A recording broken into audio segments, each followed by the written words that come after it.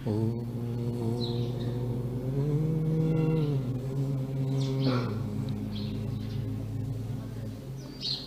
मंगलमय मंगलकरण वीतराग विज्ञान नमो ताहि जाते भये अरहंतादिमा जो विद्यादि सागर सुधी जो विद्यादि सागर सुधी गुरु हैं हितैषी शुद्धात्म में निरत नित्य हितोपदेशी वे पाप ग्रीष्म ऋतु में जल हैं सयाने पूजून हैं सतत केवल ज्ञान पाने पूजून के सतत केवल ज्ञान पाने। बोले भगवान महावीर स्वामी के, आचार्य कुंद कुंद स्वामी के, आचार्य गुरुवर विद्यासागर मुनि महाराज,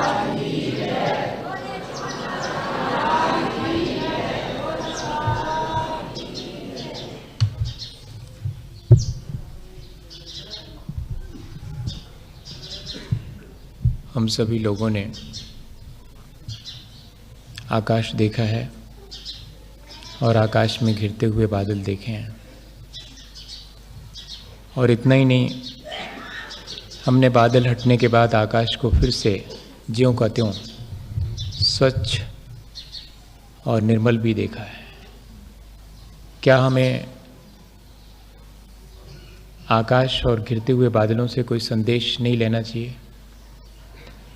हमने तालाब देखा है, वो जब शांत रहता है तब उसमें हम अपना चेहरा देख पाते हैं, और जब हवाएं उसमें तरंगें पैदा कर देती हैं तब तालाब में हमारा अपना स्पष्ट बिंब नहीं दिखाई पड़ता है। जीवन में भी ऐसा ही है। जब हमारे भीतर कामनाओं के बादल घिर जाते हैं, इच्छाओं के बादल घिर जाते हैं, तब हमारी जो निर्मलता है, जो आकाश की तरह है, वो हमें नहीं दिखाई पड़ती है। हम उसे खो बैठते हैं। ऐसे ही जब कामनाओं की तरंगें हमारे भीतर उठती हैं, मन के भीतर, तो हमें अपना ही चेहरा, जो कि बहुत साफ सुथरा है, वो नहीं दिखाई पड़ता।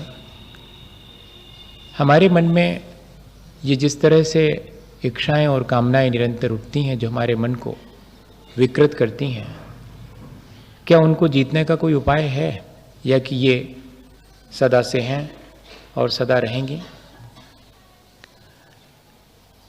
आत्म सुख क्या इन इच्छाओं के चलते हमें प्राप्त हो जाएगा? क्या संसार के दुखों से हम इच्छाओं के चलते बच पाएंगे? हमने पिछले दिनों जब ये तय कर लिया है कि हमें आत्म सुख पाना है और संसार के सुखों के पीछे दुख बहुत है, वो दिखता नहीं है, दिखता पहले सुख है, बाद को मिलता दुख है। जब हमने ये बात बहुत अच्छे से समझ ली है, तब फिर हमें ये भी जानना ज़रूरी है कि उस आत्म सुख को पाने के लिए हमें अपनी इच्छाओं और कामनाओं से घिरते हुए मन को बचाना पड़ेगा, उसे निर्विकार बनाए रखने का प्रयत्न करना पड़ेगा। चाहे वो साधु हो या कि श्रावक हो, दोनों के जीवन में ऐसी निर्विकार अवस्था ही उसे आत्म सुख दे सकती है, और यह कि उसे संसार के दुखों से बचा सकती है। जिसकी दृष्टि जितनी निर्मल है, जिसका मन जितना निर्मल है, हमें वो व्यक्ति उतना ही सुंदर मालूम पड़ता है, उतना ही वो सुखी जान पड़ता है। छोटे से बच्चों के अंदर क्यों हमें वे बहुत सुंदर दिखाई पड़ते हैं, क्यों वे हमें बहुत सुखी मालूम पड़ते हैं? उसका कारण यही है कि वे अत्यंत निर्विकार हैं। क्या ठीक वैसा ही चित्त, क्या ठीक वैसा ही मन हमारा नहीं हो सकता। तो क्या हम बचपन से बड़े होने पर विकारों से ही घिरते चले जाते हैं? पर हम मानते तो ये हैं कि हम बड़े हो गए हैं और ज़्यादा पहले से बेहतर हो गए हैं, पर लगता तो नहीं है। बचपन में हम जितने कम झूठ बोलते हैं, बड़े होने पर उतने ही हम झूठे हो जाते हैं और बहुत झूठ बोलने लगते हैं। बचपन में हम जितने सच्चे होते हैं, बड़े होने पर उतना ही हमारे हाथ से सच गायब हो जाता है। बचपन में क्षण भर को गुस्सा आता है, बाद में फिर उतना ही प्यार ज्यों का त्यों बना रहता है। बड़े होने पर तो इतना गुस्सा कर लेते हैं कि कई कई दिन तक बना रहता है। अरे इस तरह से तो हमने बड़े होकर के शायद अपने मन को निर्मल बनाने की अपेक्षा और ज़्यादा विकृत बना लिया है। ऐसा हमने कभी विचार किया क्या? करना तो चाहिए कि मैं जैसे जैसे उम्र की अपेक्षा से बड़ा होता जाऊं, मेरे भीतर उतना ही निर्विकार अवस्था प्राप्त होती जाए। पर देखने में तो उल्टा ही आता है।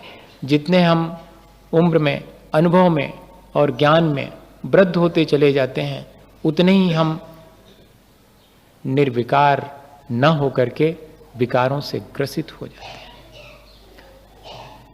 कैसे करें जिससे कि हम निर्विकार हो सकें? अकेली इच्छाएं ही हमें विकृत नहीं करती, हमारी जो कषाएं हैं वे भी हमें विकृत करती हैं। लोभ भी हमारे मन को विकृत करता है, माया और मान और क्रोध भी हमारे मन को विकृत करता है। और शायद इन्हीं कषायों के चलते हमारे भीतर इच्छाएं उत्पन्न होती। इच्छाओं का अगर कोई स्रोत है तो वो ये कषाएं ही हैं। तब इन कषायों से मुक्त होने के लिए या विकारों से मुक्त होने के लिए क्या उपाय है? तो आचार्य भगवंतों ने तो अपने तरह से उपाय बताई हैं। हमने बहुत सामाजिक रूप से भी देखें तो इसके उपाय समाज के स्तर पर भी हमने किए हैं। अपने विकारों से बचने के लिए शायद ये व्यवस्था हमने बनाई होगी, संबंधों की व्यवस्था अपने विकारों से बचने की व्यवस्था है। और फिर अनुव्रत अंगीकार करना भी, और फिर प्रतिमाएं अंगीकार करना, और फिर महाव्रत ग्रहण करना, ये शायद एक एक सीरियली हमें विकार से मुक्त करने की प्रक्रिया ही तो है। संबंध कैसे हमें विकार से मुक्त करते होंगे, कभी सोचना चाहिए। किसी को एक बार बहन कह दिया, उसके बाद पूरे जीवन भर कभी सामने देखने में आ जाए तो मन उसके प्रति निर्मल ही बना रहता है, विकृत नहीं होता। किसी को एक बार माँ कह दिया, किसी को एक बार बेटी कह दिया, तो उसके बाद जब जब भी उस पर दृष्टि जाएगी मन प्रफुल्लित होगा, मन विकृत नहीं होगा, मन अत्यंत प्रसन्न और आत्मीयता से भरा होगा, विकृतियां गायब हो जाएंगी। ये संबंध पहले नहीं हुआ करते थे जब भोग भूमि होती थी। जब कर्म भूमि आई, भगवान ऋषभ देव ने सबसे पहले, जो कि कुलकर की तरह भी थे और तीर्थंकर की तरह भी थे, उनके पिता भी कुलकर थे, और उन्होंने ही इस समाज की व्यवस्था, संबंधों की निर्धारण और ब्याह इत्यादि की प्रक्रिया बनाई थी। ये संबंध छोटी चीज नहीं है। विदेश में जाने वाले एक बेटे ने मुझे पत्र लिखा कि यहाँ आने के बाद अब मुझे लगा पहली बार कि संबंधों की कीमत कितनी है। वहाँ तो हमारे बहुत से संबंध हैं, वहाँ हमारी माँ है, लेकिन हम माँ के साथ कैसा व्यवहार करते हैं ये अब समझ में आ रहा है। वहाँ हमारी बहन है, पर हम बहन के साथ कैसा व्यवहार करते हैं, सारे काम वो हमारे कर दे, हम ऐसी अपेक्षा रखते हैं। लेकिन यहाँ विदेश में आने के बाद मुझे लग रहा है कि यहाँ तो हम संबंध ढूंढते हैं कि कोई मिल जाए जिसको हम अपना कह सकें, जिसको हम अपना भाई कह सकें, जिसको हम अपना और कोई कुछ कह सकें। यहाँ तो कोई नहीं है। वहां जहां हमें विरासत में संबंध मिले हैं उनको हम ठीक से नहीं निभा पाते हैं, और यहां हम संबंध नए इजाद करने के लिए बेचैन हैं। आज मुझे मालूम पड़ा कि संबंधों को भी मेंटेन करना अपने मन को निर्विकार बनाने की प्रक्रिया है। वो वहां से मुझे पत्र लिख करके दे रहा है, और आज भी मेरे पास वो पत्र सुरक्षित है। और दूसरी चीज उसने लिखा कि मेरे पास आज अपने मन को निर्मल बनाने के लिए कोई किताब मेरे काम की नहीं है, सिर्फ कुछ कैसेट्स हैं मेरे पास जिनमें कि आपकी वाणी सुनता हूं और थोड़ी देर को मन निर्मल हो जाता है। ये क्या चीज है? ये बहुत छोटी छोटी चीजें हैं। हमारे मन को निर्विकार बनाने के लिए आचार्य भगवंतों ने यही उपाय बताए हैं। जिसकी मानसिकता स्वस्थ हो, एक चीज, जो अपने आत्मनियंत्रण करने की प्रक्रिया जानता हो, इंद्रिय संयम की प्रक्रिया जिसको मालूम हो, जो सत्संगति करता हो और जिसका सौहार्द, जिसका प्रेम, जिसकी श्रद्धा ये सबके प्रति हो, वो व्यक्ति ही अपने मन को निर्विकार बना सकता है। देखें, अपन एक एक चीज देखें। स्वस्थ मानसिकता किसे कहेंगे? जब हम दूसरे का ख्याल रखते हैं तब मानिएगा हमारी मानसिकता स्वस्थ है। जहां हम सिर्फ अपने स्वार्थ की पूर्ति करते हैं वहां मानिएगा हम बहुत विकृत और बहुत ओछी मानसिकता वाले हैं। विकृत और ओछी मानसिकता वाला कभी निर्विकार नहीं हो सकता। हमें अपनी मानसिकता स्वस्थ रखने के लिए बहुत ब्रॉड एटीट्यूड होना चाहिए, और इतना ही नहीं, जिसमें हम सबका ख्याल रखें, ये हमारे मन में भाव आना चाहिए। हमारी प्रतिक्रिया कैसी है? कटुतापूर्ण है या कि सौहार्दपूर्ण है? हम अपने मन की प्रतिक्रिया को देखें तो मालूम पड़ेगा कि हमारी मानसिकता स्वस्थ है या नहीं है। हमारा स्वभाव आलसी है या कि कर्मठ है, इससे मालूम पड़ेगा कि हमारी मानसिकता स्वस्थ है या कि नहीं है। और आखिरी चीज, हमारे विचार श्रेष्ठ हैं या कि विकृत हैं। और इतना ही नहीं, पांचवी चीज, हमारे निर्णय लेने की क्षमता कैसी है। हम पूरा जीवन अनिर्णय की स्थिति में गुजारते हैं, ठीक निर्णय लेते हैं कि गलत निर्णय लेते हैं, जल्दी निर्णय लेते हैं या कि देर से निर्णय लेते हैं। ये सारी चीजें स्वस्थ मानसिकता के लिए जरूरी है। कभी अपन ने सोचा इस तरह से कि हमारी मानसिकता स्वस्थ है कि नहीं है? एक छोटा सा बेटा है 10 बरस का, वो एक आइसक्रीम की दुकान पर जाता है और वहीं बैठ के आइसक्रीम खाने की प्रक्रिया है। उस एक तरह की वो होटल ही कह लीजिए, और वहाँ वो टेबल पे जाके बैठ जाता है, आइसक्रीम मांगता है और वेटर आकर के उसे पूछता है कि कौन सी वाली चाहिए। तो पूछता है कि एक बड़े कॉर्न का कितना कीमत? 2 रुपीज़। तो 2 रुपया। वो एक बार थोड़ी देर सोचता है तो वेटर को जरा झुंझलाहट होती है कि ऐसा कैसा ग्राहक है, जल्दी से ऑर्डर दे और मैं सर्व करूं। वो 2 मिनट सोचने के बाद कहता है कि क्या छोटा कप नहीं है?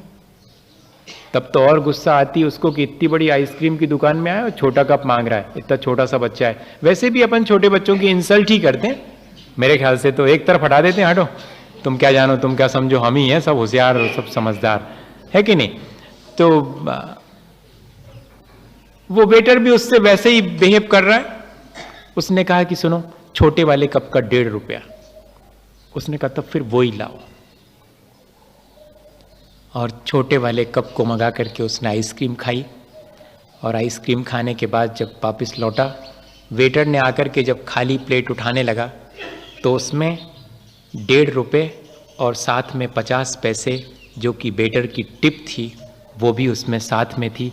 वो चाहता तो 2 रुपये की बड़े कॉर्न वाली आइसक्रीम खा सकता था, लेकिन उसने ये पूछने के बाद कि 2 रुपये की पूरी खा लूंगा मैं तो इस वेटर को क्या दे पाऊंगा, उसने कहा मुझे 1.5 रुपये वाली दे दो, 50 पैसे मेरे पास बचेंगे, मैं छोड़ दूंगा उसके लिए। ऐसा कभी किसी और का हमने ध्यान रखने का मन बनाया है या कि सिर्फ अपनी सुख सुविधा का ध्यान रखते हैं? अगर ऐसी हमारी मानसिकता है तो मानिएगा कि हम कभी आत्म सुख नहीं पा पाएंगे, हमारा मन कभी निर्विकार नहीं हो पाएगा। बहुत छोटी सी चीजें कह रहा हूं आपसे। ये स्वस्थ मानसिकता, हमारी प्रतिक्रिया कैसी है कभी हमने देखा? कोई हमारे प्रति कलुषतापूर्ण व्यवहार करे तब भी हमारी प्रतिक्रिया उसके प्रति सौहार्दपूर्ण होती है, फिर भी हमारी सद्भावना बनी रहती कि नहीं बनी रहती? कभी सोचना। ब्रह्मचर्य का पालन करने का मतलब सिर्फ ऐसा नहीं है कि आपने और कुछ रिस्ट्रिक्शंस अपने जीवन में अपना लिए हैं और हो गए आप ब्रह्मचारी। ऐसे बहुत सारे लोग हैं जो अपने को ब्रह्मचारी मानते हैं। मैं उस ब्रह्मचर्य की बात नहीं कर रहा हूं। आचार्य भगवंतों ने जिस ब्रह्मचर्य की चर्चा की है, पांचों इंद्रियों के विषयों के बारे में बात की है और मन के विषय के बारे में बात की। अभी इंद्रिय संयम की बात बाद में करूंगा, पहले जरा मन को व्यवस्थित कर लूं। देख लें अपना मन की निर्विकार है या नहीं है, सौहार्दपूर्ण है या कि कटुतापूर्ण। कटुतापूर्ण मन भी ब्रह्मचर्य का पालन नहीं कर सकता। अकेला ये नहीं है कि आपने ब्याह नहीं किया तो आप ब्रह्मचारी कहलाने लगे। ऐसा तो बहुत सारे लोग हैं जिनका ब्याह नहीं होता किसी वजह से। बहुत सारे लोग हो सकते हैं।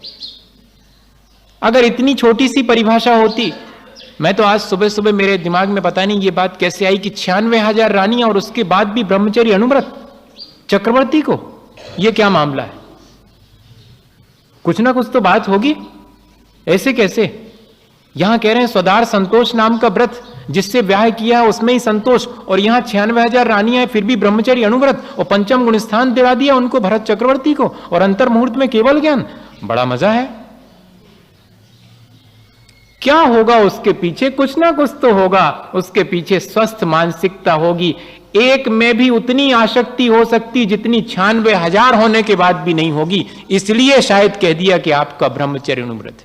एक में भी इतनी आसक्ति हो सकती, उसका भी उदाहरण है अपने पास ग्रंथों में, आगम के ग्रंथों में। करेंगे अपन, उसकी भी चर्चा करेंगे।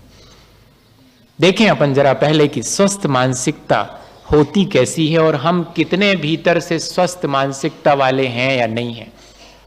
कदम कदम पर हम अब ब्रह्म में चले जाते हैं। ब्रह्म के मायने हैं आत्मा की निर्विकार अवस्था में निरंतर बने रहना। आत्मलीनता का नाम ही ब्रह्मचर्य है। पांचों इंद्रिय और मन के विषयों में रंजायमान नहीं होने का नाम ब्रह्मचर्य है। अकेले स्पर्श इंद्रिय का नहीं है। आंख से ठीक देखा है कि नहीं, जिह्वा पर स्वाद लेते समय सावधानी रखी है कि नहीं, कान से बुरे और भले शब्द सुनते समय मन में कैसे भाव आए हैं। ये सारी चीजें इस बात पे निर्भर करती हैं कि हमारा मन, क्योंकि इंद्रियां हमें ज्यादा परेशान नहीं करती। आंख हमसे कभी नहीं कहती आकर के कि वो चीज देखो, और कान कभी नहीं कहते कि ये वाला सुनो। ये मन है भीतर बैठा हुआ, वो जा डायरेक्शन देता है कि ये नहीं, ये वाला नहीं, ये वाला। इसलिए सबसे पहले जरूरी है कि स्वस्थ मानसिकता पर हम ध्यान दें। हमारी प्रतिक्रिया सौहार्दपूर्ण है कि कटुतापूर्ण? जरा एक उदाहरण से देखें। एक व्यक्ति के घर में चोर घुसे, उदाहरण है, उससे जल्दी समझ में आ जाएगा। वैसे जो एक बहुत अच्छा कहना चाहिए पेपर रीडिंग प्रोग्राम होता था हम लोगों के यहाँ पर, तो वो कहते हैं कि आप अपनी बात को डिस्क्राइब करें विदाउट एग्जाम्पल, तब परफेक्शन माना जाएगा। क्या करें, अपन सब लोग कोई वैसा नहीं है, अपन को उदाहरण से ही समझ में आएगा। मैं जानता हूं कि जितने उदाहरण हैं उतना परफेक्शन कम रहेगा, पर वो आपके समझ में नहीं आएगा। मैं प्लेन अगर बिना किसी उदाहरण के बात को समझाऊं तो इसलिए उदाहरण की मदद ले रहा हूं। एक चोर घुसा और घर में कौन है? बेटा है और उसकी माँ है, और माँ अत्यंत अस्वस्थ है। शायद थोड़े दिन का जीवन है। बेटा सारी रात जाग करके माँ की सेवा कर रहा है। मैंने बेटा कहा है, लड़का नहीं कहा है। बेटे और लड़के में बहुत फर्क है। लड़के बहुत लोगों के बहुत सारे होते हैं, बेटा एक आधा ही होता है, और किसी के तो होते ही नहीं। अरे आप समझ गए होंगे दोनों का फर्क। मैं सोच रहा था समझाना पड़ेगा मुझे, नहीं आप इतना, अब तो अपन बहुत परफेक्ट हो गए, समझ जाते हैं, जल्दी समझ जाते हैं। लड़का होना बहुत आसान है, किसी का बेटा होना बहुत कठिन है। बेटा था, वो बैठा हुआ है, उसने नर्स नहीं लगाई, उसने हॉस्पिटलाइज नहीं किया। लड़का कर सकता है, पैसे वाला है। मां के बीमार होने पर वो लड़का है जो कि हॉस्पिटलाइज कर देता है और एक नर्स को एंगेज कर देता है और खुद इंटरटेन करता है। इतना ही फर्क है बेटे और लड़के में। जो 24 घंटे बैठा है मां के जरा से पीड़ा में, पैर दबा रहा है, पूछ रहा है कैसी हैं, अब ठीक है। क्योंकि 9 महीने तक जिसने बॉडी कंस्ट्रक्शन करते समय मदद की थी, बनाई तो हमने अपने परिणामों से अपना शरीर है, लेकिन जहां रह के और जिसके संपर्क में रह के बनाई है, उसका बहुत बड़ा दायित्व है। उसके प्रति हमारे मन में कृतज्ञता है कि नहीं, सौहार्दपूर्ण है कि कटुतापूर्ण है हमारा व्यवहार। तब समझेंगे कि हाँ आप कौन सी यात्रा कर रहे हैं। 7वीं प्रतिमा ब्रह्मचर्य प्रतिमा, उसकी चर्चा करनी अपन को। महाव्रत तो अभी छोड़ो, उतनी ऊंचाई पर ले जाना, अभी तो ये छोटी छोटी सी चीजें हैं। अभी तो संबंधों में ही हम देख रहे हैं कि स्वस्थ मानसिकता है कि नहीं, और जो ब्रह्मचर्य प्रतिमा होगी तो कितनी स्वस्थ मानसिकता होगी भगवान जाने, बहुत ऊंची चीज हो जाएगी। अकेले एक दुपट्टा और वो ओढ़ लेने और कमंडल हाथ में ले लेने से 7वीं प्रतिमा नहीं होती, मैं ये कहना चाह रहा हूं। हाँ, बहुत स्पष्ट बोल रहा हूं, आप टेप भी कर रहे होंगे। हाँ। लेकिन आचार्य भगवंतों का दृष्टिकोण यही रहा, और हम आज कितना कर पा रहे हैं ये हमारी बिल्कुल जुदी चीज है। लेकिन उनका दृष्टिकोण उतनी ऊंचाई पर हमें ले जाने का था कि धीरे धीरे हम उस अपनी निर्विकार अवस्था को प्राप्त करें। और चोर ने सब चुराया, लेकिन बेटा मां के सिरहाने बैठा चुपचाप देख रहा है, जाग रहा है। अभी अगर कुछ खटपट करूंगा तो मां की नींद खुल जाएगी। वैसे ही उनको तकलीफ है, बामुश्किल तो नींद लगी है, जो ले जाना हो ले जाओ, मैं हूं और मेरे पास मेरी मां है और 2 हाथ हैं और कमा लूंगा। स्वस्थ मानसिकता की बात कर रहा हूं, जिसमें संतोष है, जिसमें संतोष है, सौहार्द है। बहुत कठिन है मामला, मैं समझ रहा हूं इस चीज को, प्रैक्टिकली पॉसिबल नहीं है। कहानी में अच्छा लगता है, सुनने में अच्छा लगेगा, लेकिन करने बैठेंगे तो बड़ा मुश्किल मालूम पड़े। हाँ, पर एक दिन ऐसा ही जब जीवन में होगा तब मानिएगा कि हाँ सचमुच हमने कोई ऊंचाई छुई है। और चोर सब उठा रहा है, और अंत में चोर ने बर्तन जब उठाना शुरू किए तो सारे बर्तन रख लिए, और आखिरी में चाय बनाने की जो पतीली थी जब वो उठाने लगा और वो भी बोरे में रखने लगा, तब थोड़ा सा इसके मन में विकल्प आया। धीरे से दबे पांव उठा और उसका हाथ पकड़ के इशारा किया और हाथ जोड़े कि बस एक ये भर नहीं, बाकी चुपचाप साइलेंटली जल्दी से मैं रखवा देता हूं, मां उठ जाएगी। चोर को बहुत आश्चर्य है कि बाकी सब कह रहा है कि ले जाओ, और एक पतीली क्यों मना कर रहा है। घर से बाहर ले जाकर अंधेरे में पूछा कि भाई मैं तो बहुत चकित हूं, तुम मुझे कुछ भी नहीं कह रहे हो और हाथ जोड़ के कह रहे हो कि ये पतीली मत ले जाओ। उसने कहा कि सुनो, इसलिए कह रहा हूं कि अभी थोड़ी देर में जब मां की नींद खुलेगी और उन्हें दवाई देनी पड़ी तो वो तो दवाई तो चाय के साथ ही दी जाएगी, और मुझे पतीली तुरंत जरूरत पड़ेगी।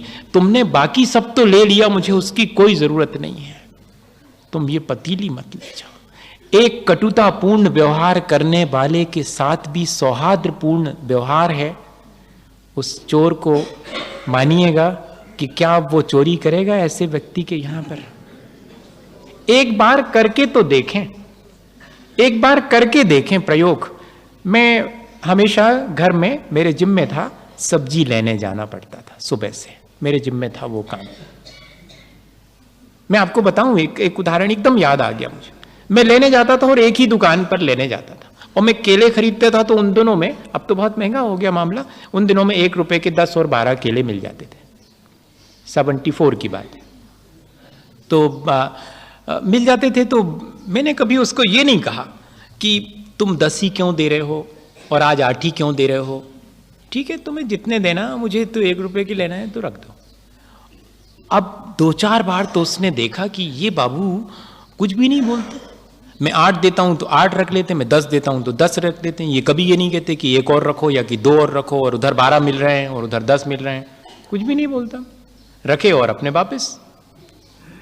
अब जब मैं उसके यहां पर पहुंचा 5वें दिन, तो वो कहता कि ठहरो बाबू। मैंने कहा मेरे लिए क्यों देर कर रहा है ये। उसके यहाँ और भी लोग थे, वो सब कह रहे थे कि 8 की जगह 9 लेंगे, 10 वहां तो 10 मिल रहे हैं। वो बहस कर रहे थे, और वो उनको क्या था कि भाई वो तो इतना ही पड़ता है, और ऐसे करके। और जब सब चले गए, अकेला मैं रह गया 2 मिनट में, तो धीरे से उसने उठा करके, कह रहा था वो सबसे कि 8, और धीरे से उठा करके मेरे में 10 रखे। मैंने कहा क्या कर रहे हो, और 1.25 रुपए हो जाएंगे अब भी। बोलता बाबू आपको तो 1 ही रुपए में। मैंने कहा क्यों? आप कभी नहीं कहते। आपको मैं चीट कैसे करूं? मैं आपसे यह कह रहा हूं, आपको मैं चीट कैसे करूं? वे जो मुझसे 10 लेंगे, मैं उनसे पहले 8 से शुरू करता हूं, तब बामुश्किल 9 पे बात जमती है, और आप मेरे से कुछ नहीं बोलते। आप एक बार करके देखें, आप किसी पे विश्वास करके देखें, आप किसी के प्रति सौहार्दपूर्ण व्यवहार करके देखें। मैं कहता हूं वहां से धीरे धीरे कटुता खत्म हो जाएगी। आप एक बार किसी के प्रति निर्विकार होकर के देखें, वहां से विकृतियां आना बंद हो जाएंगी। मैं ये कहना चाह रहा हूं आपसे। ठीक है, देर लगेगी, बहुत समय लगेगा, हो सकता है जिंदगी भर हम करें और कभी भी रिटर्न हमें प्रॉपर ना मिले, हो सकता है, लेकिन हमारा मन तो हमने नहीं बिगाड़ा ना। दूसरे ने कटुता रखी हमारे प्रति, दूसरे ने विकृतियां पाली हमारे प्रति, हमने तो नहीं पाली। हमारा तो लाभ हुआ, भले ही वहां से रिटर्न होके हमारे अनुसार नहीं आया, लेकिन हमारा मन नहीं बिगड़ा। ये तो हमारी जीत हुई। हमारी प्रतिक्रिया कैसी है, और हम अपने आत्म कल्याण के लिए आलसी हैं या कि कर्मठ हैं? हमने कैसा स्वभाव बना लिया है? हमने स्वभाव बना लिया है कि बात करने में तो हम बहुत कर्मठ हैं, लेकिन हम काम करने में बहुत आलसी हैं। आत्म सुख के काम करने में हम बहुत आलसी हैं, लेकिन आत्म सुख की चर्चा करने में बहुत कर्मठ हैं। कहीं ऐसा तो नहीं? जीवन में झांक के देखना पड़ेगा, ऐसे ऐसे नहीं पता लगेगा कि आलसी हैं कि कर्मठ हैं। नहीं, हम तो बहुत कर्मठ हैं। तो किस मामले में? संसार बढ़ाने के मामले में कर्मठ हैं कि आत्म कल्याण के बारे में? तो आत्म कल्याण के बारे में तो अभी आलसी हैं। आज का काम कल पर टालते हैं। व्रत लेने की बात आएगी तो फिर ले लेंगे, लेकिन संसार बढ़ाने की बात आएगी तो अब भी तैयार। इससे मालूम पड़ता है कि स्वभाव कैसा बन गया है हमारा, किस मामले में हम कर्मठ हैं और किस मामले में आलसी हैं। और फिर निर्णय लेने की क्षमता, निर्णय लेने की क्षमता हमारी बहुत अच्छी है। संसार के निर्णय बहुत ठीक और बहुत जल्दी, लेकिन अगर कोई परमार्थ का काम हो तो अनिर्णय की स्थिति में पूरा जीवन बिगड़। सोच तो रहे हैं कि ऐसा ले ले, में बहुत दिन से सोच रहे हैं कि 5 अनुव्रत ले ले, में रोज तो सुनते महाराज से, सोच रहे हैं। सोचने में शायद हो सकता पूरी जिंदगी निकल जाए, अनिर्णय की स्थिति में पूरा जीवन बिता देते हैं। अपने कल्याण करने के लिए हमारी स्थिति अनिर्णय की ही रहती है, और या कि हम ठीक निर्णय नहीं ले पाते हैं, या कि निर्णय देर से लेते हैं। हमें अपने आत्म कल्याण का ठीक ठीक निर्णय लेना चाहिए, जल्दी लेना चाहिए। अनिर्णय की स्थिति से तो बचना ही चाहिए, तब कहलाएगी स्वस्थ मानसिकता। इतनी बातें तो हो गई स्वस्थ मानसिकता के बारे में। अब थोड़ा सा इंद्रियों का मामला समझ लें अपन। ये 5 इंद्रियां अपन को मिली हैं, किसी को तो 1 ही मिली है तो उसको तो आसानी है कि नहीं? अपने को तो 5-5 मिली हैं, और इसके लिए अपन ने ऐसा नहीं कि ऐसे ही मिल गई, वो फोकट में बहुत मेहनत की होगी इसलिए 5 मिली हैं। और ये 5 क्यों मिली होंगी? क्योंकि इन 5 के विषयों में हम कम आसक्त रहे होंगे, इसलिए 5 मिली हैं। और अब हम इन 5 में बहुत आसक्त होंगे तो आगे कौन सी मिलेगी? बहुत स्पष्ट सा है। खैर, अपन को तो ये देखना है कि मुझे 5 इंद्रियां मिली हैं, तो उनको मैं कैसे अपने नियंत्रण में रखूं, आत्म नियंत्रण कैसे मैं रखूं, ताकि 5 इंद्रियां भी मेरे नियंत्रण में रहें। आत्म नियंत्रण के लिए अपनी इच्छाओं पर नियंत्रण, क्योंकि मन तो सिवाय इच्छाओं के और कुछ सोचता ही नहीं है। आत्म नियंत्रण के लिए इच्छाओं पर नियंत्रण, उसको इच्छा का नियंत्रण कह लो, या आत्म नियंत्रण कह लो, या इंद्रिय विजय कह लो, या आत्म संयम कह लो, सब लगभग सिनोनिम्स हैं। हम अपने कैसे इच्छाओं को नियंत्रित करें? हमारे मन में निरंतर इच्छाएं उठती रहती हैं। इच्छाओं के बारे में, और वो भी ऐसी इच्छाएं जो हमारे मन को कलुषित करती हैं। उन इच्छाओं की बात नहीं कर रहा हूं जो कि मन को प्रसन्न करती हैं, मन को अच्छा बनाती हैं, जैसे मंदिर आने की इच्छा, जैसे स्वाध्याय करने की इच्छा, जैसे प्रवचन सुनने की इच्छा। इन इच्छाओं की बात नहीं कर रहा हूं जो मेरे मन को विकृत करती हैं, ऐसी इच्छाएं। कभी कोई मिदास राजा की घटना पड़ी, गोल्डन टच है ना? मिदास राजा की बहुत फेमस है गोल्डन टच। उसने क्या मांगा था ईश्वर से, देवता से, कि मैं जिसको छूऊं वो सब सोने का हो जाए। यही तो इच्छाएं हैं। ऐसी इच्छाएं उसकी तो दिखाई पड़ती, अपनी भी लगभग ऐसी हैं। थोड़ी कमी बेशी होगी, लेकिन ऐसी इच्छाओं के चलते जो अपनी इच्छाओं को नियंत्रित नहीं कर सकता वो अपने इंद्रियों को भी नियंत्रित नहीं कर सकता। मन में इच्छा हुई और उसकी पूर्ति होनी चाहिए। जो इच्छाओं की पूर्ति में ही सुख मानता है, इच्छाओं से पार होने में सुख नहीं मानता, वो कभी इंद्रिय विजय नहीं कर सकता। ये आचार्य भगवंतों ने इसलिए ठीक लिखा कि इच्छाओं की पूर्ति में सुख नहीं मानना, इच्छाओं के त्याग करने में सुख मानना। और है भी सुख, इच्छाओं के त्याग करने में ही सुख है। इच्छाओं की पूर्ति में लगता जरूर है कि सुख है, लेकिन है नहीं, वास्तविक सुख नहीं है उसमें। और इच्छा हुई थी उसके मन में और उसकी पूर्ति में उसको दुख मिला था, सब जानते हैं। गोल्डन टच, इच्छा की पूर्ति हो गई, जिस चीज को छूं वो चीज सोने की। और भागा था वो अपनी छोटी सी बिटिया को बताने के लिए बगीचे में कि देख देख मुझे कैसी उपलब्धि हुई, मैंने ये छुआ और सोने का। जब भूख लगी उसको तो उसने पानी छुआ तो सोने का, उसने रोटी छुई तो सोने की। बड़ी मजे की कहानी है। और फिर जब भूख प्यास से बेहाल हो गया, जब उससे कुछ समझ में नहीं आया वो किससे अपनी वेदना कहे, तो जाकर के अपनी छोटी सी बेटी को गोद में ले लिया, वो सोने की हो गई। तब अत्यंत उदास हो गया था राजा, अत्यंत दुखी, बहुत फूट फूट के रोया था। फिर से देवता ने आकर के कहा था कि क्या चाहते हो? और कुछ नहीं चाहिए, ये वरदान वापस ले लो। यही ना, कभी ऐसा कह पाएंगे अपन कि ये अपना पुण्य वापस ले लो, जिस पुण्य की वजह से मुझे इतनी सुख सुविधा का और सामग्री मिली है, मुझे सुख सुविधा की सामग्री ने सिवाय इंद्रिय लोलुपता दी है और कुछ नहीं दिया, कोई सुख नहीं दिया। ऐसा कह पाएंगे कभी? वो तो छोड़ो मिदास के गोल्डन टच की बात, वो तो कहानी है, कई बार सबने पढ़ी होगी। अपने जीवन में देखें अपन, जो अपने पूर्व संचित पुण्य की वजह से सामग्री मिली है भोग उपभोग की, क्या कभी उससे हमने सुख पाया है या कि हमेशा दुख ही उठाया है? इस पर विचार करें। इसी तरह और जो काम इच्छाएं होती हैं, वासना होती है, उसके बारे में एक उदाहरण है। देवी आम्रपाली जो नगर बधू थीं बुद्ध के जमाने में, और वे भिक्षुणी हो गई थीं बुद्ध के चरणों में जाकर के। उनके जीवन की घटना है। वे अत्यंत सुंदर थीं और जब वे एक बार बुद्ध के आश्रम में आई तो बुद्ध ने एक संदेश जारी किया अपने भिक्षुओं को कि देवी आम्रपाली जब आश्रम में आए मेरे दर्शन के लिए, भिक्षुओं के दर्शन के लिए, तब मेरा आदेश है कि कोई भी भिक्षु उन्हें आंख उठा करके देखेगा नहीं, सब उनके आने पर अपनी आंखें नीची कर लेंगे। ठीक है, लेकिन कुछ भिक्षुओं के मन में उनके रूप देखने की इच्छा थी। हाँ, कि देखें कैसा रूप है, लोग बहुत उस पर आसक्त हो जाते हैं, कैसा रूप है।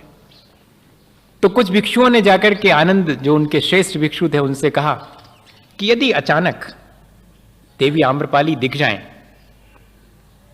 तो क्या आदेश है बुद्ध का? तो बुद्ध ने कहा कि देखने की चेष्टा मत करना, दिख जाएं तो कोई हर्जा नहीं। कुछ भिक्षु उसमें भी थे कि बाय द वे जब वो निकले और अचानक हम ना देख पाए, और देखने की तो बहुत इच्छा है, तो सीधा पूछो ना कि अगर किसी के उनको विशेष रूप से देखने की इच्छा हो तब क्या आदेश है आपका? देखना, आप इंद्रिय संयम की बात कर रहा हूं। सबसे पहले तो जिन चीजों में हम आसक्त हो सकते हैं उनसे आंखें नीची कर लें। अचानक दिख जाएं तो कोई हर्जा नहीं, देखने की इच्छा हो जाए तब फिर क्या करें? तब बुद्ध ने आखिरी आदेश जारी किया कि देवी आम्रपाली के आने पर सारे भिक्षुओं को आदेश है कि वे उन्हें बहुत अच्छे से देख लें, लेकिन सावधान रहें, आसक्त ना हो गया इंद्रिय संयम। कोई ऐसा नहीं है कि इस पे पट्टी बांध लेंगे तो हो गया, जीत लिया हमने एक इंद्री को, इसमें कान में कुछ घुसेड़ लेंगे तो हो गया, इंद्री जीत लिया। मैं इन सब पांचों इंद्रियों को बहुत आसानी से जीत सकता हूं अगर मैं इनके विषयों की लोलुपता और इनकी आसक्ति को छोड़ दूं। इतना ही है। क्या ये साधना हम कर सकते हैं? कर सकते हैं। तब तो फिर 7वीं प्रतिमा की चर्चा करें। ब्रह्मचरी प्रतिमा इसी का नाम है और कोई बहुत बड़ी चीज नहीं है। और सत्संगति जो कि हमारे मन को निर्विकार बनाती है। अच्छी संगति, अच्छी संगत बैठकर संगी बदले रूप, ज्यों आमों से मिलकर मीठी हो गई धूप। दोहा है, नाम नहीं बताऊंगा किसका है, वैसे कई लोगों को मालूम है। पानी बरसता है, धूल में मिले कीचड़ बन जाता है। पानी बरसता है, नीम में गिरे कड़वा हो जाता है। पानी बरसता है, आम में गिरे मीठा हो जाता है। सीप में गिरे मोती बन जाता है। क्या बात है, कांटेक्ट में किसके आ रहे हैं इससे फर्क पड़ेगा मन पर। हां, कोई हमारे कांटेक्ट में आ रहा है वो बिल्कुल उसके ऊपर डिपेंड है। हम किसकी संगति कर रहे हैं ये हमारी अपनी चॉइस है। हमारे मन को जो विकृत करे उसकी संगति मत करना, वो सत्संगति नहीं कहलाएगी। सत्संगति वो है जिसके साथ रह करके हमारा मन निरंतर निर्विकार होता है, हमें कल्याण का मार्ग सूझने लगता है, वो समझना कि सत्संगति। और सत्संगति वो है जो हमेशा हमारे साथ रहे। संसार के सारे लोग थोड़ी दूर तक हमारा साथ देते हैं, वास्तव में हमारे साथ रहने वाली कौन सी चीज है? हमारी अच्छाइयों के प्रति श्रद्धा, सच्चे देवगुरु शास्त्र के प्रति श्रद्धा, वो है सच्ची संगति। वो लाइफ लॉन्ग ही नहीं, आफ्टर लाइफ भी हमारे साथ चली जाती है। इसलिए अपने चित्त को निर्विकार बनाने के लिए संगति का ध्यान रखना। ऐसा साहित्य जो मन को विकृत करे, ऐसे लोग जो मन को विकृत करें, ऐसा स्थान जो कि मन को विकृत करे, इन सब से बचने की कोशिश करना। क्योंकि अभी हम बहुत कमजोर हैं, हमारे ऊपर निमित्तों का बहुत असर पड़ता है। इसलिए संगति करना तो ऐसी संगति जिससे लोग करते हैं संगति संसार में इंटरटेन करने के लिए, हंसी और मजा करने के लिए। वो कह रहे हैं संगति तो वो श्रेष्ठ है जिससे कि हमें हमेशा अपने हित और अपने कल्याण करने का मार्ग प्रशस्त होता रहे। वारीशैन और पुष्पडाल दोनों मित्र थे, सबको मालूम है ये घटना। और 12 बरस तक दोनों मुनि बनकर एक साथ विचरण करते रहे। लेकिन वारीशैन हमेशा देखते थे कि पुष्पडाल का मन अभी भी कहीं अटक जाता है। भटकता तो नहीं है पर कहीं अटका हुआ है। ध्यान करने बैठते हैं तो कहीं अटक जाता है मन। ये क्या बात है? मेरा मित्र है, मेरे साथ कल्याण के मार्ग पर है, लेकिन कहीं मन भटक जाता है। और बातों बातों में उन्होंने पता कर लिया कि मन अभी जिस जीवन साथी को छोड़ के आए हैं उसमें थोड़ा अटका है, अभी पूरी तरह से छूट नहीं पाया। विकल्प मन में है कि मेरे आने के बाद उनका जीवन कैसा बीतता होगा, मैंने छोड़ करके अच्छा नहीं किया,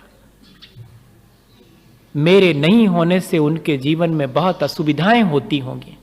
इतना विकल्प, ये विकल्प भी विकल्प है जो मन को निरंतर 12 बरस तक मुनि होने के बाद भी सालता रहा पुष्पडाल को। तब एक दिन क्या कह करके कि चले आज अपन अपने घर की तरफ चले, उस शहर में चले जहां से हमने त्याग किया था सब कुछ। और वारीशैन ले जाते हैं। चेहरे पर पुष्पडाल के थोड़ी सी मुस्कान है कि कम से कम एक बार 12 बरस के बाद देख तो लेंगे कैसे जी रही है, ठीक है कि नहीं, मन को संतोष हो जाएगा। वारीशैन ने कैसे मेरे मन की बात जान ली और जा रहे हैं बड़े प्रसन्नता से। और वारीशैन अपने घर के दरवाजे पे पहुंच जाते हैं तो उनकी मां तो चकित हो जाती कि मेरा बेटा मुन्नी बनने के बाद भी घर लौट के आया और मुझे आवाज दे के बुला रहा है कि मां खोलना दरवाजा। चकित है। पर ऐसे बेटे को जन्म देने वाली मां भी छोटी मोटी नहीं होगी। उसने भी परीक्षा कर ली, एक सोने की और एक काष्ठ की दोनों आसन बिछा दी। आओ बेटे, आओ बेटे भी कह दिया। आगे बढ़कर वारीशैन काष्ठ के फलक पर बैठ गए हैं और पुष्पडाल को इशारा किया कि बैठो। और इतना ही नहीं, मां से कहा कि मां, वो जो 32 रानियां जो कभी मेरी हुआ करती थी उन्हें अपने पूरे आभूषण के साथ मेरे सामने लाया जाए। लाई गई, स्वस्थ और प्रसन्न, पूरे आभूषण से युक्त, एक एक करके निकल रही हैं और निकल गई। माँ भी चुपचाप मंद मंद मुस्कुरा रही है कि बात जरूर कोई ना कोई है, मेरा बेटा तो ऐसा हो नहीं सकता। उसे विश्वास है, जन्म देने वाले को तो विश्वास होना ही चाहिए। जिसने संस्कार दिए होंगे उसको विश्वास है कि मेरा बेटा दुनिया में कहीं भी रहे, भटक नहीं सकता। ये कोई ना कोई बात है, और बात सामने आ गई। जैसे ही सब रानियों ने विदा ली, धीरे से वारिशैन ने पुष्पडाल मुनि जो थे उनसे कहा कि चाहो तो ये पूरा वैभव और ये सब रानियां तुम ले लो, मैं तो जंगल जा रहा हूं। तुम चाहो तो इन सब के बीच रह सकते हो, मेरी स्वीकृति है। अब पुष्पडाल को सोचने में अब शुरू हुआ उनका मन कि मैं एक, वो भी इतनी सुंदर नहीं थी मेरी जीवन साथी, उसके विकल्प में पड़ा, और ये इतने आभूषण और इतने वैभव से युक्त अत्यंत सुंदर 32 जीवन साथियों को छोड़ने वाला इतना निर्विकल्प हो सकता, और मैं एक के विकल्प में पड़ा। ऐसा मित्र चाहिए जो कि जब कभी हमारा मन भटकने लगे तब धीरे से कोई ना कोई उपाय करके हमें संभाल ले। पुष्पडाल संभल गए। 12 साल वैसे ही बीत गए, लेकिन वापस लौटे तो अब सचमुच निर्विकल्प होकर के, निर्विकार होकर के अपनी तपस्या करने लगे। भैया, मुझे इस उदाहरण को इसलिए कहना पड़ा कि हम संगति बहुत सोच समझ करके करें, अच्छी संगति रखें तो हमारा मन अच्छा होगा। सबसे पहले संबंध बनाए ताकि बहुत सारी विकृतियों से बच सकें। जितने जिसके ज्यादा संबंध होंगे वो उतना ही उन लोगों के प्रति निर्विकार होगा। संबंधी बढ़ाना बुराई नहीं है, लेकिन अच्छे संबंध बढ़ाना, जिनके प्रति मन कभी कलुषित ना हो, ऐसे संबंध बनाना। और फिर सदार संतोष, जिससे ब्याह किया है उसमें ही संतुष्ट रहना, बाकी सबके प्रति अपने मन को कलुषित होने से बचाना, ये ब्रह्मचर्य अनुव्रत। और फिर कह रहे हैं आज 2 मिनट और लगेंगे। हाँ, वो आज के लिए क्या कह रहे हैं कि इतनी ऊंचाई पर पहुंच गए अगर, तो अब जिसको जीवन साथी बनाया, जिसके साथ आज तक अपनी परंपरा चलाने का संबंध बनाया, अपनी इच्छाओं की पूर्ति जिसके साथ रह के की, अब उसके प्रति भी ठीक वैसा ही व्यवहार जो कि सबके प्रति है, उतना ही निर्मल, उतना ही पवित्र, एक साथ रह करके भी जैसे माँ के प्रति प्रेम है, जैसे बहन के प्रति प्रेम है और बेटी के प्रति वात्सल्य है, ठीक यही अपने जीवन साथी के साथ भी होने लगे। तब समझना ब्रह्मचर्य प्रतिमा और महाव्रत जिसमें स्त्री पुरुष का भेद भी समझ में ना आए, जीव मात्र दिखाई पड़े, ये कौन है ये कौन नहीं है, वो कहलाएगा महाव्रत। अभी तो बहुत कठिन है वहां तक पहुंचना। स्त्री पुरुष का अभी तो भेद नजर आता है। वो दृष्टि कैसी होती होगी जहां सब में ब्रह्म दिखाई पड़ता है, ये बाहरी पर्याय नहीं दिखाई पड़ती है, जिसमें सिर्फ जीवात्मा दिखाई पड़ती है, सब दूर ब्रह्म ही दिखाई पड़ता है, वो ब्रह्मचर्य महाव्रत कहलाएगा। कोशिश तो अपन को यही करनी चाहिए कि हमें हमारे अंदर ऐसे ही भाव धीरे धीरे, एकदम तो नहीं आएंगे, धीरे धीरे हमारे भीतर ये सारी चीजें आएं और हम अपने मन को निर्विकार बना सकें और अपने जीवन को अच्छा बनाने के लिए, ऊंचा उठाने के लिए कोई प्रयत्न इस जीवन में कर सकें। इसी भावना के साथ बोलिए आचार्य गुरुवर